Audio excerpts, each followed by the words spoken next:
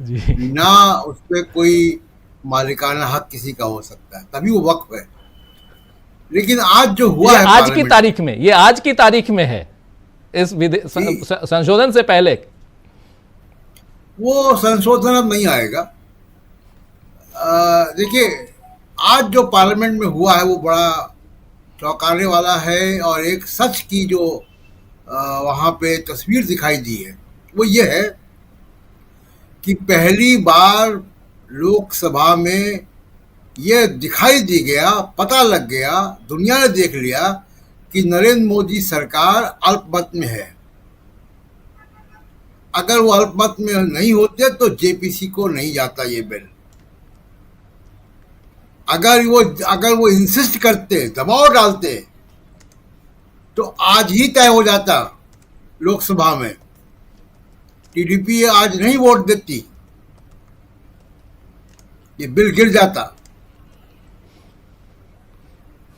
तो उस बेइज्जती से बचने के लिए, बिल गिरने पे सरकार नहीं गिरती, मनी बिल नहीं था ये, लेकिन उस बेइज्जती से बचने के लिए इन्होंने ज्वाइंट पार्लियामेंट्री कमेटी को भेजा है। क्योंकि अगर ये वोटिंग करवाते उसमें, तो टीडीपी वोट नहीं करती, कर ही नहीं सकती थी इस बिल में, जी। और सरकार अल्पमत में होती, वहां पे बिल गिर जाता, वहां पर डिवीजन होता। दूसरी एक बहुत खूबसूरत तस्वीर निकल कर आती है भारत के लोकतंत्र की और भारत के संवैधानिक सेकुलरिज्म की। आप ये देखिए कि ये मुसलमानों के प्रॉपर्टी, धार्मिक प्रॉपर्टीज को, जो औकाफ की प्रॉपर्टीज है, उसको लेकर ये बिल था। सीधा सीधा अल्पसंख्यकों के अधिकार क्षेत्र में, और खासकर धार्मिक अधिकार क्षेत्र में हस्तक्षेप था। संसद में कौन बोला? गौरव गोगोई, अखिलेश यादव, केसी वेणुगोपाल,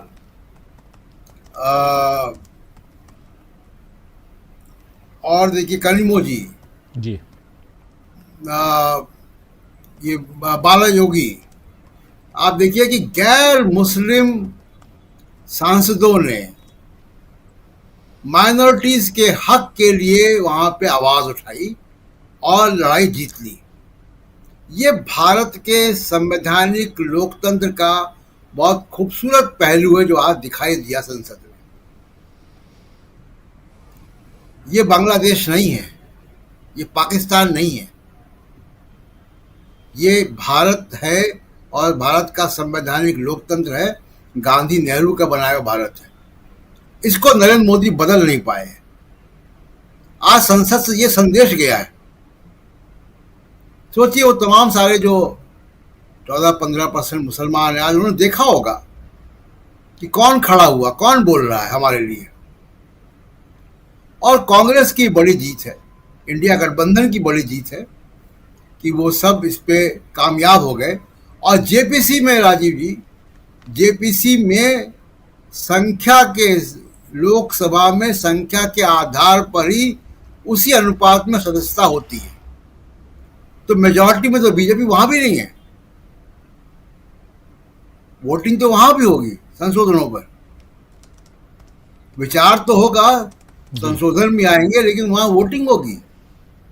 तो बिल वहां से जो निकल कर आएगा वो वैसा नहीं होगा जैसा कि सोचा गया एक बार।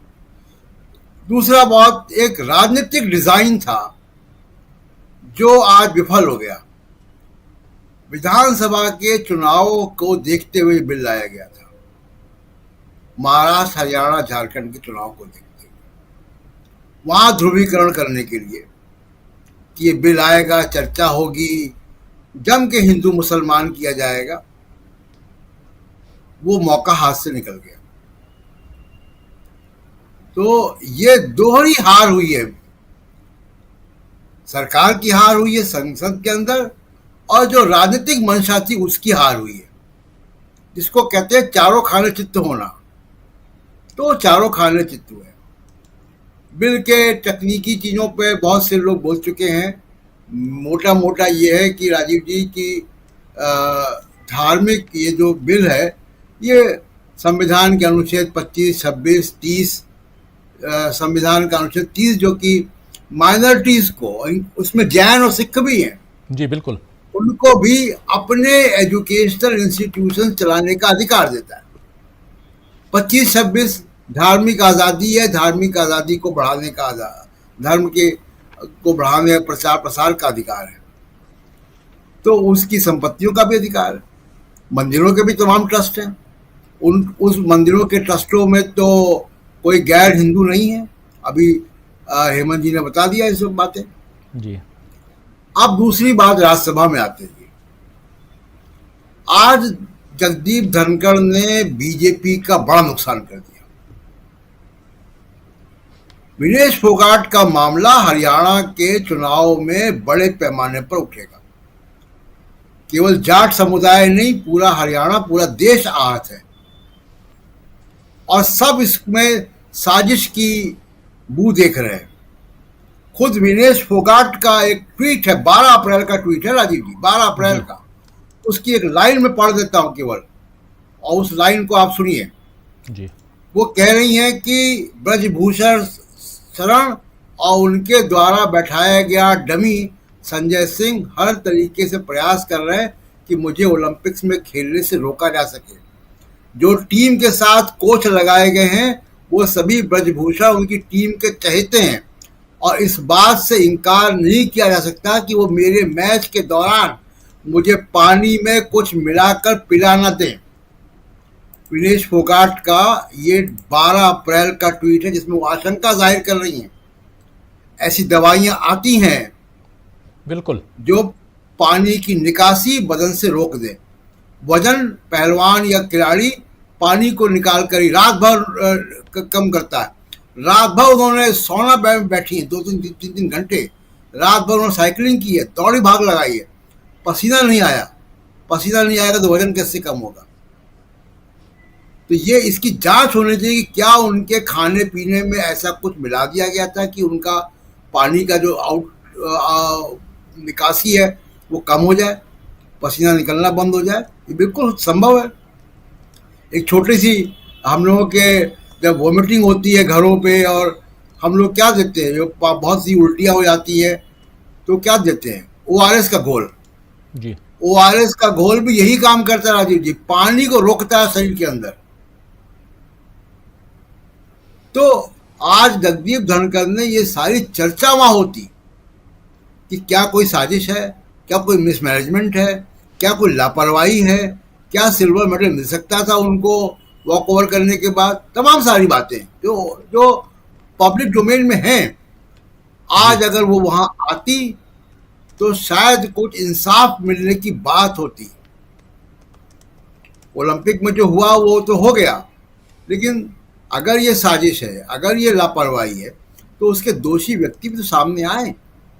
जगदीप धनखड़ ने आज ये इसको रोककर, इस चर्चा को रोककर बीजेपी का बहुत नुकसान किया है। ये चुनाव में मुद्दा उठेगा और इसका जवाब बीजेपी नहीं दे पाएगी और पूरे सोशल मीडिया राजीव जी और जनता में भरा पड़ा ये सवाल कि विनेश फोगाट के साथ साजिश हुई है। बिल्कुल उनके ट्वीट पूरे सोशल मीडिया में घूम रहे हैं।